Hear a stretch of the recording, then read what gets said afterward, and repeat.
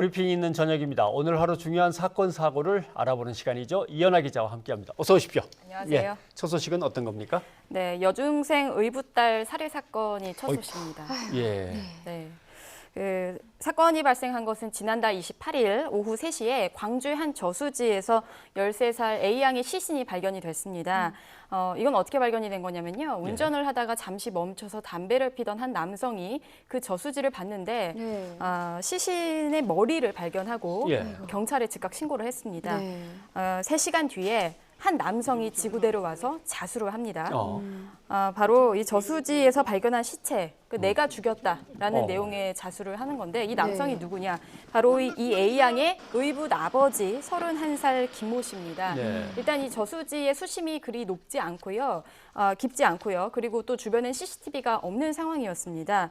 근데 시신이 발견할 당시에는 시신의 훼손도 거의 없었고 옷도 그대로 입은 상태였다고 합니다. 그리고 또 옷 안에 학생증이 있어서 비교적 좀 빨리 신원을 확인을 할 수 있었습니다. 아니 의붓 아버지가 왜 의붓 딸을 죽였나 범행을 좀 자세히 알고 싶습니다. 네. 일단 이 의붓 아버지라고 불리는 이 김 씨는요. 지난달 27일에 오후 6시 30분쯤 전남 무안군의 한 초등학교 근처 농로 근처에서 자신의 차량을 주차합니다. 그리고 그 안에서 범행을 저지른 건데요.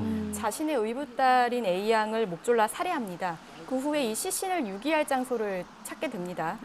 문경이나 단양 등 최소 2곳 이상을 좀 둘러봤었고 결국엔 그 아까 말씀드린 광주의 저수지에 시신을 유기하게 됩니다. 시신 유기 후에도 그 저수지에 3차례 정도나 더 찾아가서 그 주변 상황을 점검했다고 하는데요.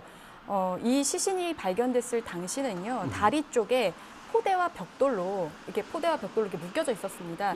이것은 아마 이제 시신이 물 위에 떠오르는 것을 방지하기 위해서였는데 경찰 조사에서는 원래 머리 쪽도 묶으려고 했다고 합니다.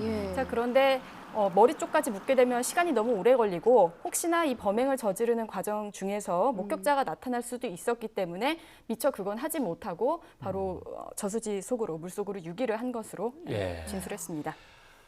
참 끔찍한 범행인데 혹시 혼자 한 겁니까? 공범이 있는 겁니까? 이번 사건이 사실 충격적인 이유가 공범이 있기 때문인데요. 공범은 바로 숨진 A양의 친모입니다. 네, 그 범행 전에 사실 A양을 불러낸 것도 친모 39살 유모 씨였습니다. 이 부부는요, 마트에 가서 노끈이나 청테이프 등 범행에 필요한 도구를 샀습니다. 경찰은 일단 이 김 씨와 유 씨 모두 긴급 체포했는데 유 씨는 지금 범행을 완강히 부인하고 있는 상황입니다. 아니, 친모가 가담을 했다고 하니까 너무나 좀 충격인데 왜 이런 범행을 저질러야만 했었을까? 이 부분이 가장 중요할 것 같아요. 그렇죠. 그 범행의 동기에 대해서 좀 말씀드리기 전에 이 가족 관계에 대해서 먼저 좀 설명을 드리도록 하겠습니다. 딱 범행 관련돼서 등장한 인물들에 대해서만 설명을 드리도록 하겠습니다. 일단 먼저 숨진 A양을 중심으로 보시면요. 친모 39살 유모 씨가 있고 전 남편이자 숨진 A양의 친아버지인 친부가 있습니다. 자, 이 친부와 유 씨 사이에서 숨진 13살 A양이 태어난 거죠. 자, 그리고 이 둘은 이혼을 하게 됩니다. 그 이후에 이제 의붓 아버지, 이 범행을 저지른 피의자 이 김 씨와 유 씨가 결혼을 하게 됩니다. 자, 그래서 이 사이에는 또 생후 13개월 된 또 아이가 한 명 또 태어나게 됩니다. 이런 가족 관계가 있는데요. 여기서 이제 이 의붓 아버지가 왜 이런 끔찍한 범행을 저질렀나? 바로 이 의붓 아버지 김 씨의 성범죄가 원인으로 좁혀지고 있습니다. 성범죄. 내용을 조금 더 살펴보면요. A양이 친부에게 말을 합니다. 의붓 아버지가 성추행을 하고 성폭행을 시도한 것 같다. 시도했다라고 얘기를 합니다. 자, 그래서 이 소식을 들은 친부는 지난달 9일에 김 씨를 성추행 혐의로 신고를 합니다. 근데 이 조사 과정에서요, 경찰이 친모에게 수사 과정을 알리게 됩니다. 그리고 나서 14일에 목포경찰서는 A양에게 이제 피해자 먼저 조사를 하게 되거든요. 이 과정에서 강간 미수라는 그런 내용의 진술을 받게 됩니다. 예. 네. 이후에는 사건이 광주지방경찰청으로 넘어가게 되고요. 예. 이 과정에서 이제 뭐 17일 현물 자료를 발송하고 뭐 19일 이 자료가 광주청에 도착을 하는데 실제 광주청에 사건이 배당이 된 건 23일입니다. 예. 좀 시일이 예, 시간이 좀 상당히 예. 지났습니다. 네. 그리고 이제 광주청에서는 친부와 통화를 시도했지만 제대로 되지 않아서 뭐 해바라기 센터를 통해서 도움을 요청했다고 했는데 예. 이후에는 사실 이렇다 할 조처가 없었습니다. 예. 그리고 나서 말씀드린 대로 27일에 이 끔찍한 살해 사건이 발생을 한 거고요. 결국 쭉 보면 신고 이후 딱 18일 만에 이 예. 사건이 발생한 겁니다. 경찰에 신고가 돼 있는 사건인데도 네. 사건이 점점 커지면서 결국 목숨을 잃게 된 거군요. 네. 예. 그러면 자신의 범행을 감추기 위해서 피해자를 숨지게 했다 이런 뜻이 되는 거고 그러면 경찰의 대처 좀 뭔가 애매한 점이 있습니다. 네, 그 경찰의 대처가 좀 올바랐냐 그런 부분에 대해서 사실 논란이 지금 계속 일고 있습니다. 네. 말씀드린 대로 친모는 어쨌든 혐의를 부인하고는 있지만 예. 이미 의붓 아버지인 김 씨가 공범이다라고 얘기를 한 이 상황에서 친모도 공범인 상황에서요. 이 수사 상황을 친모인 유 씨에게 다 알려준 것 예. 이것이 정말 괜찮았나? 부부 사이이기 때문에 내용을 공유했을 가능성도 있고요. 예. 정황상 봤을 때 이 신고에 대한 앙심을 품고 살해할 가능성도 있습니다. 그래서 일단 광주지방경찰청은 이 아동 성범죄여서 보복범죄를 우려해서 일단 절차대로 우리는 수사를 했다라는 예. 입장인데 예. 최초에 이 사건을 접수받았던 목포서, 전남청과 이 광주청이 서로 책임 떠넘기기에 급급한 상황입니다.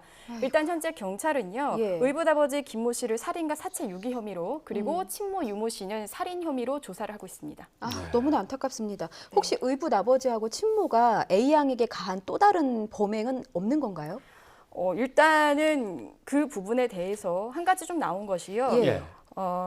그 시신을 거두는 절차를 위해서 이 A 양의 할아버지가 경찰서를 찾았는데 네. 여기서 이 부부가 이 A 양을 때리고 구박하고 뭐 추운 겨울날에도 못 들어오게 쫓아내고 문을 잠그기도 했다라는 학대를 했다라는 주장이 나왔습니다. 예. 그래서 경찰은 이 학대 관련된 수사를 하고 있고요. 그리고 또 부검과 수사를 통해서 이 의붓 아버지인 김 씨가 A 양에게 성추행 등을 뭐 추가적 범행을 저질렀는지를 좀 보고요.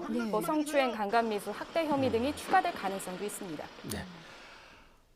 무겁긴 한데 네. 다음 소식으로 넘어가죠. 예, 다음 소식은요. 부산에서 네. 50대 조현병 환자가 아하. 친누나에게 흉기를 휘둘러서 무참히 살해한 사건입니다. 예. 네, 그 58살 서모 씨인데요. 서 씨는 지금 살해한 혐의로 경찰의 조사를 받고 있습니다. 예. 서 씨는 친누나 61살 A 씨를 살해했는데 범행 시점이 지금 명확하진 않습니다. 그런데 시신의 부패 상태나 이런 것들을 봤을 때 지난달 27일로 유력하게 추정을 하고 있습니다. 그런데 신고를 받고 출동한 경찰의 말이 굉장히 중요한데요. 예. 출동한 경찰, 그 사건 현장을 문을 열고 봤더니 차마 눈 뜨고 볼 수 없을 정도로 참혹했다라고 이야기를 했습니다. 그러니까 그 시일이 좀 지난 상태까지 네. 누나를 살해를 하고 방치해 놓은 상태에서 함께 그 집안에 있었다는 얘기인 거죠? 네, 그렇습니다. 왜 이런 범행을 저지른 걸까요? 사실 지금 이 피의자 서 씨 같은 경우는 조현병을 앓고 있는데 예. 범행 동기에 대해서 경찰이 물어보면 횡설수설하고 있고요. 또 제대로 된 답변이 좀 어려운 상황이라고 합니다. 네. 그런데 이 서 씨와 숨진 누나의 이야기를 조금 들어가 보면 서 씨는 30년째 조현병을 앓고 있는 환자였습니다. 네. 그런데 올해 2월부터요. 한 달간 정신병원에 강제 입원을 했다가 퇴원을 하게 됐는데 네. 이 누나가 이 동생을 돌보기 위해서 다른 지역에 살다가 부산으로 왔습니다. 네. 그러다 이 참변을 겪게 된 거죠. 그래서 이 이제 사회복지관이나 뭐 정신건강복지센터 직원이 서 씨에게 연락을 했는데 연락을 받지 않자 예. 이상하다라고 생각한 직원이 서 씨의 집을 가게 되고요. 역시 이제 문은 잠겨 있고 되지가 않으니까 112 경찰에 신고를 하게 됐습니다. 예. 그래서 강제 개방을 하고 열고 들어가자 아까 말씀드린 그런 끔찍한 상황들이 벌어진 거고요. 일단 경찰은 정신질환 진료 내용과 그리고 사건 경위를 조사한 다음에 구속영장을 신청할 예정입니다. 네. 브리핑 있는 저녁 이현아 기자 수고했습니다. 감사합니다.